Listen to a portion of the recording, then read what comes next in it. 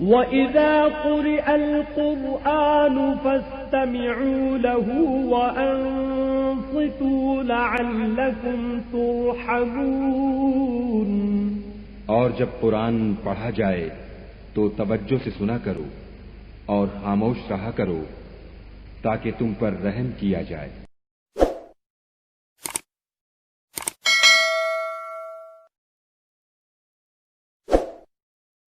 بسم اللہ الرحمن الرحیم۔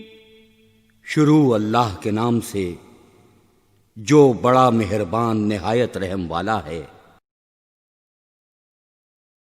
وَإِذَا قِيلَ لَهُ اتَّقِ اللَّهَ أَخَذَتْهُ الْعِزَّةُ بِالْإِثْمِ فَحَسْبُهُ جَهَنَّمُ وَلَبِئْسَ الْمِهَادُ۔ اور جب اس سے کہا جاتا ہے کہ خدا سے خوف کر تو غرور اس کو گناہ میں پھنسا دیتا ہے، سو ایسے کو جہنم سزا بار ہے اور وہ بہت برا ٹھکانہ ہے۔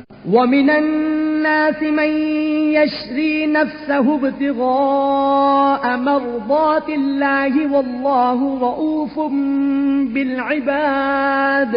اور کوئی شخص ایسا ہے کہ خدا کی خوشنودی حاصل کرنے کے لیے اپنی جان بیچ ڈالتا ہے اور خدا بندوں پر بہت مہربان ہے۔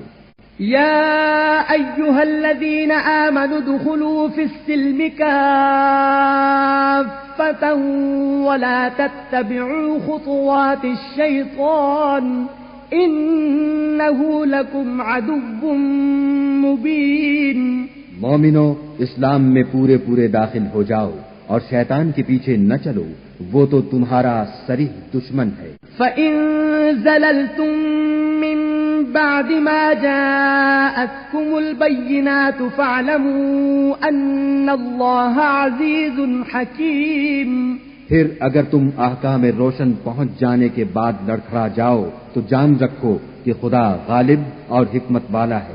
هل ينظرون إلا أن يأتيهم الله في ظلل من الغمام والملائكة وقضي الأمر وإلى الله ترجع الأمور۔